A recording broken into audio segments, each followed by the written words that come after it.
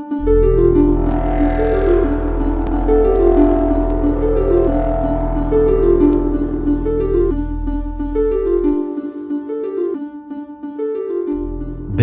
Audio স্টোরিজের জন্য এবারের গল্প অস্তিত্ব।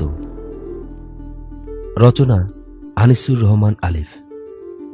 গল্পের কথক লুইস ক্রিস্টাল ও অন্যান্য ভূমিকায় আনিসুর রহমান আলিফ। শিনা চরিত্রের ভূমিকায় রুবাইয়া আক্তার আখি। সাউন্ড এডিটিং আনিসুর রহমান আলিফ। শুরু হচ্ছে সায়েন্স ফিকশন গল্প অস্তিত্ব। আজ শুনছেন চতুর্থ পর্ব। মহামান্য ডিমোস, আপনার পুত্র লুইস ক্রিস্টালকে পাওয়া গেছে। এখান থেকে 900 মাইল দূরে একটি পরিত্যক্ত আশ্রয় কেন্দ্রে সে অবস্থান করছে, বলল ডিপিসি। কথাটা শুনে চেয়ার থেকে উঠে দ্রুত কন্ট্রোল প্যানেলের সামনে এগিয়ে যায় ডিমোস ক্রিস্টাল। কি বলছো?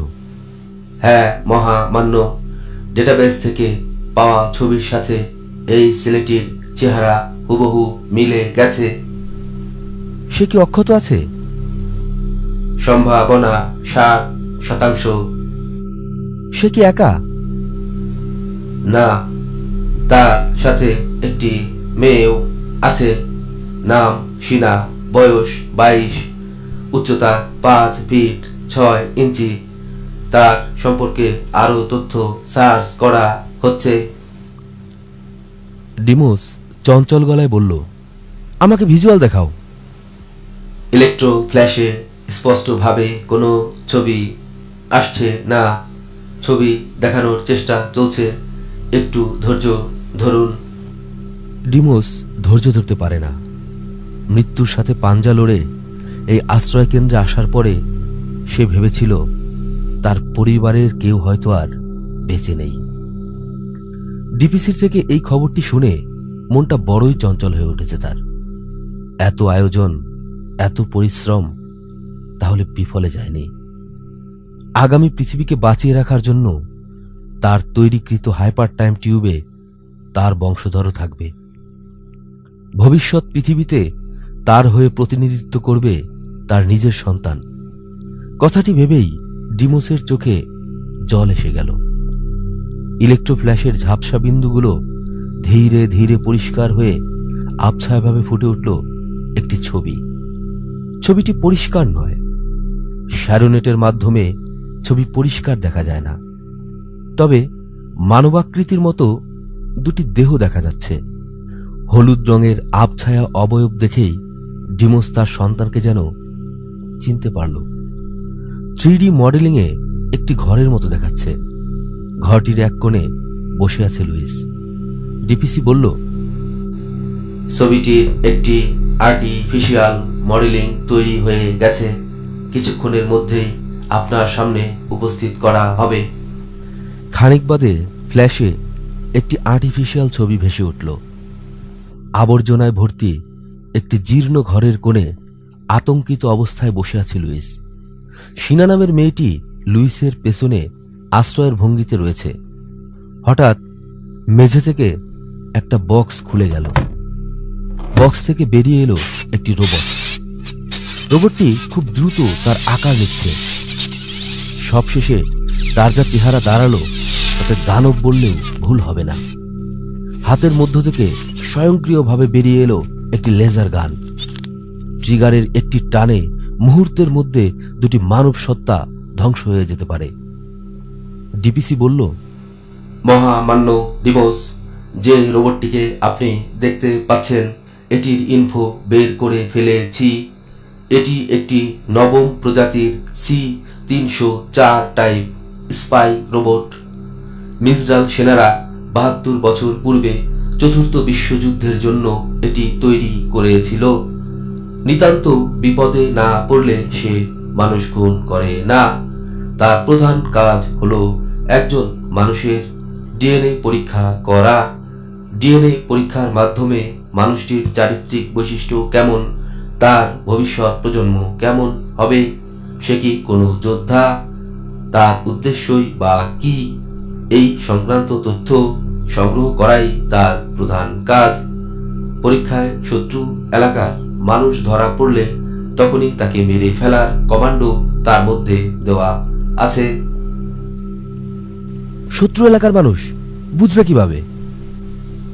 পৃথিবীর প্রতিটি এলাকার আবহাওয়া ভিন্ন ভিন্ন, তাই সেখানকার খাদ্য, পানি, বাতাস প্রভৃতি আলাদা হওয়ার ফলে মানুষের ডিএনএ কোডিংয়ে এই সকল বিষয়ে একটি স্পষ্ট তথ্য তৈরি হয়। মিজরালরা সেই তথ্য বের করার ফর্মুলাও আবিষ্কার করেছে। অতি সহজেই ওরা একজন মানুষের আবাসস্থল নির্ণয় করতে পারে। রোবটটি এখন লুইস ও শিনার ডিএনএ পরীক্ষা করবে। পরীক্ষার জন্য সময় নেবে মাত্র 6 সেকেন্ড।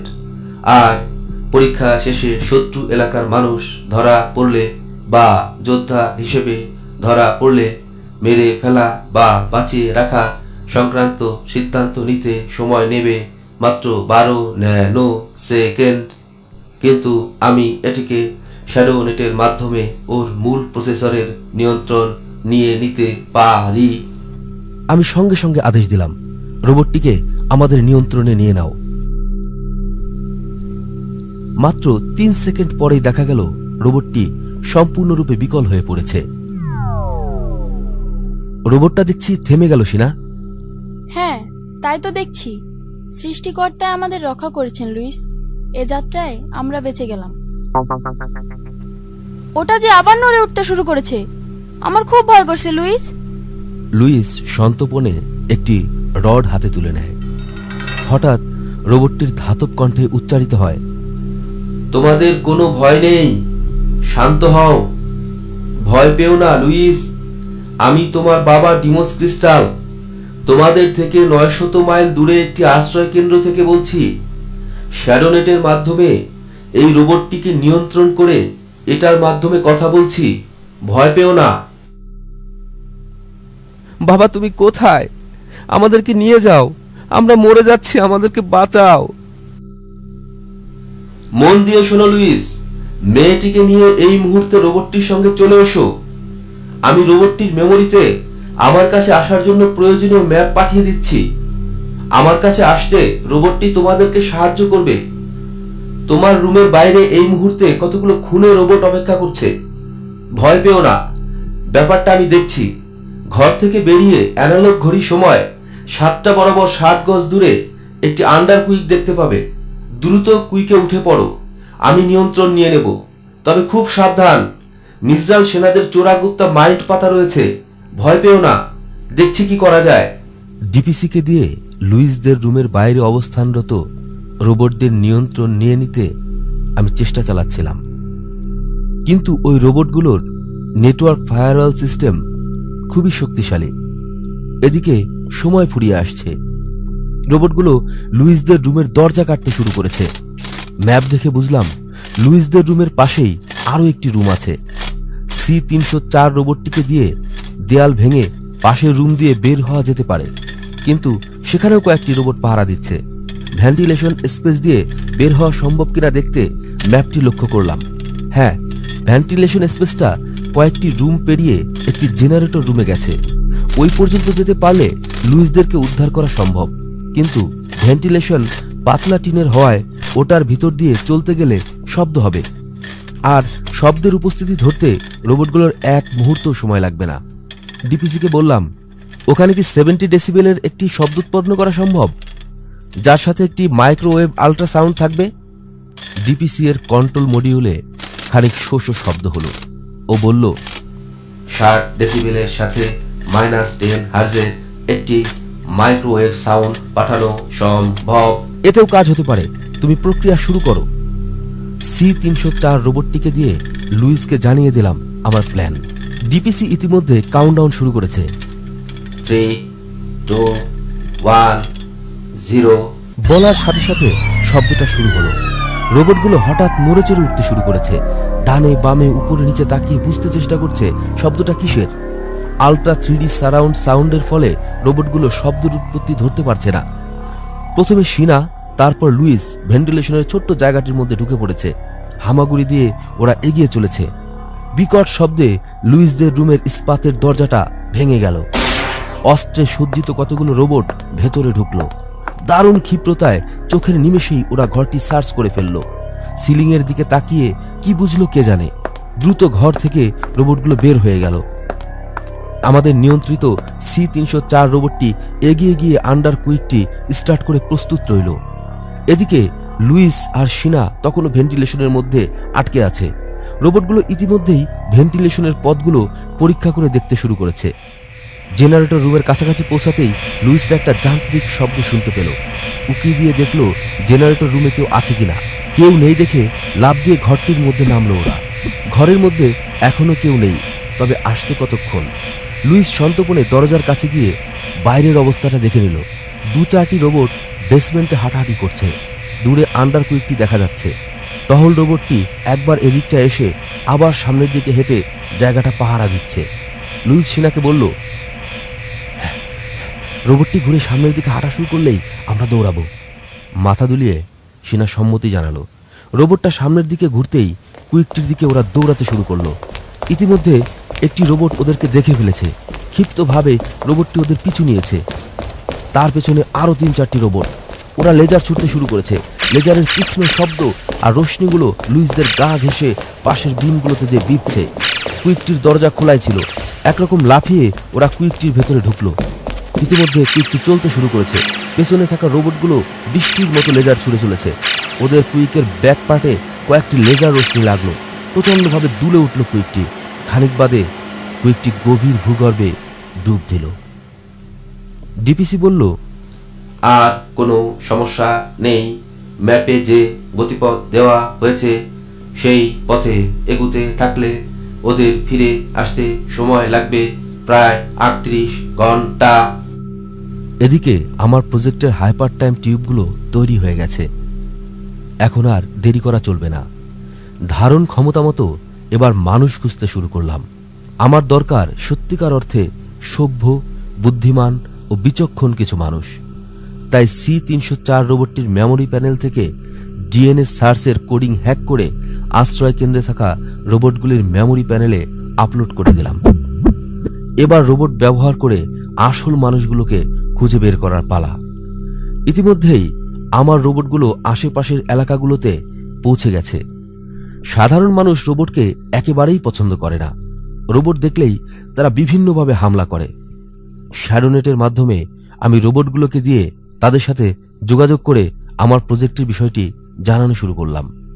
বেশিরভাগ মানুষই বিষয়টাকে পাত্তা দিল না। তারা ভাবল এটা হয়তো মিজরালদের নতুন কোনো ফন্দি। তবুও আমি আমার কাজ চালিয়ে গেলাম। আমার হাতে সময় একেবারেই নেই। মিজরাল রোবটগুলো আমার এই আশ্রয় কেন্দ্রের সন্ধান পেলে সর্বনাশ হয়ে যাবে। তাই নিকটে যাদের পেলাম তাদেরকে বিভিন্নভাবে বোঝাতে থাকলাম। একে একে লোকজন আসা শুরু হলো। যারা এখানে এসেছে তাদেরকে আনা হয়েছে সম্পূর্ণ অচেতন করে, কারণ নিরাপত্তার স্বার্থে আমি কাউকেই এই আশ্রয় কেন্দ্রের ঠিকানা জানিয়ে দিতে পারি না। লোকগুলোর মধ্য থেকে যারা শারীরিক এবং মানসিক পরীক্ষা শেষে উত্তীর্ণ হয়েছে তাদেরকে আলাদা একটি জায়গায় রাখা হয়েছে। আর যারা উত্তীর্ণ হতে পারেনি তাদেরকে অচেতন করে পূর্বের স্থানে ফিরিয়ে দেওয়া হচ্ছে। অনুত্তীর্ণ লোকগুলো পরবর্তীতে কোনোভাবেই যেন এই বিষয়টি কাউকে জানাতে না পারে, তাই তাদের এখানে আসার তথ্যগুলো তাদের স্মৃতি থেকে মুছে ফেলা হয়েছে।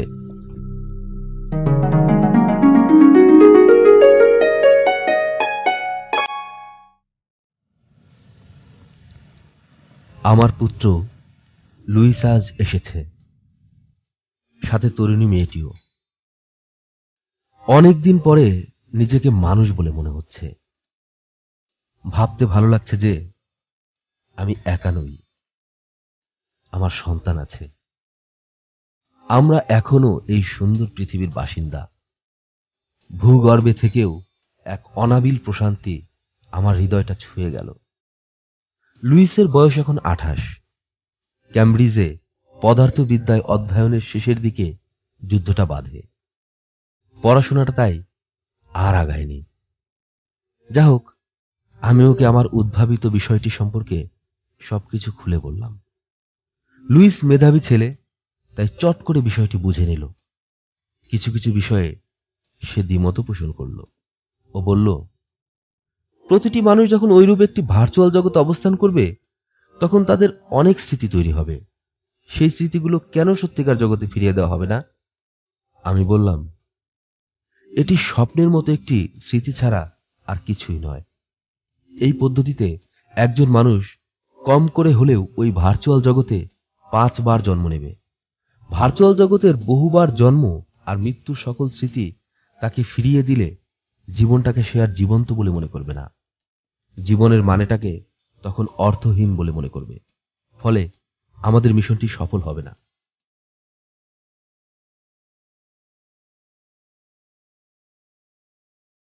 এই আশ্রয় কেন্দ্রে বড় একটি ডাইনিং স্পেস আছে।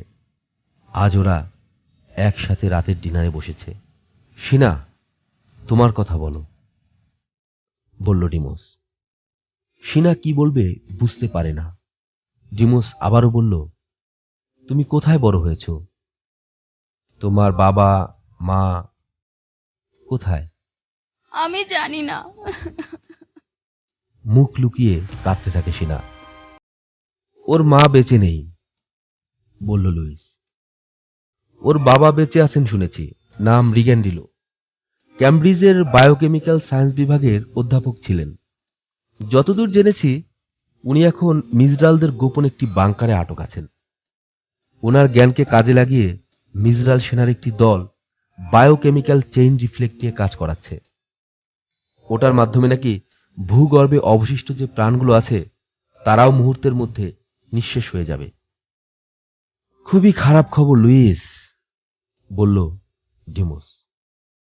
এভাবে চলতে থাকলে তো কিছুদিনের মধ্যেই সমগ্র বিশ্ব থেকে অবশিষ্ট মানুষ সহ অন্যান্য সকল প্রাণের অস্তিত্ব নিঃশেষ হয়ে যাবে। আমাদের আরো দ্রুত কাজ করতে হবে। নিজের সন্তানকে কাছে পেয়ে রাতে ভালো ঘুম হলো ডিমোসের। এক ঘুমে সকাল হয়ে গেল। আজকের সকালটা বেশ ভালো লাগছে। ভূগর্ভে সকাল মানে ঘড়িতে 7টা বাজে। তবুও ডিমোসের বেশ চাঙ্গা মনে হলো। ল্যাবের টেবিলে কফির মগ হাতে নিয়ে ছেলের সাথে কথোপকথন চলছিল তার। এক পর্যায়ে লুইস বলল, একটি বিষয়ে আমার খুব ভয় হচ্ছে বাবা। কি বিষয়?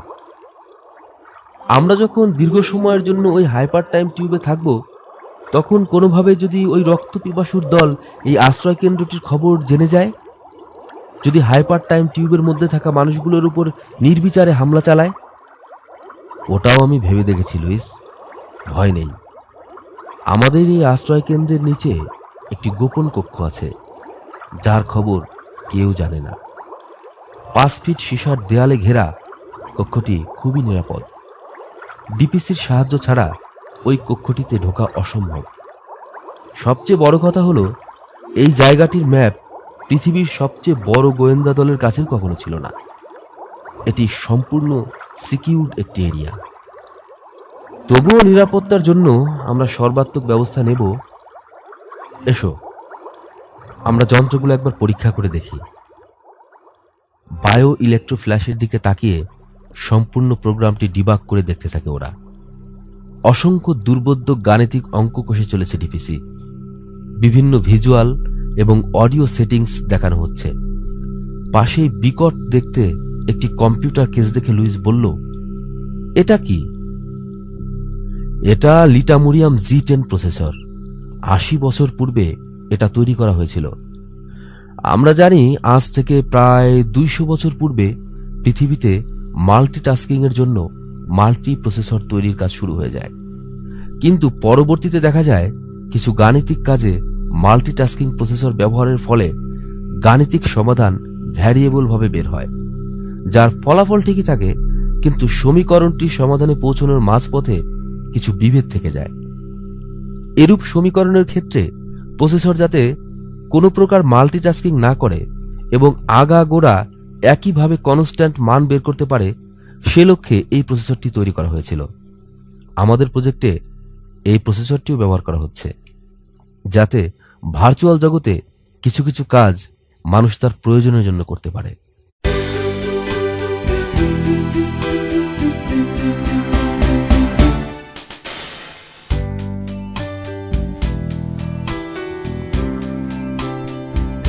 এতক্ষণ শুনছিলেন সায়েন্স ফিকশন গল্প অস্তিত্ব এর 4র্থ পর্ব। 5ম পর্ব নিয়ে খুব শীঘ্রই আপনাদের সামনে হাজির হব। ধন্যবাদ।